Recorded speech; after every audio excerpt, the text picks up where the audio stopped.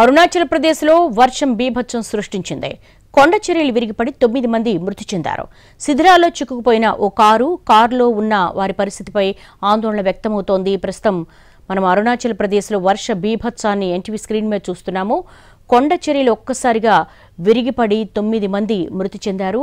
శిథిరాల్లో ఇంకా చిక్కుకొని ఉండవచ్చని భావిస్తున్నారు. శిథిరాల్లో ఓ కారు ఉంది. ఆ కారులో ఎంతమంది ఉన్నారనేది తెలియాల్సి ఉంది.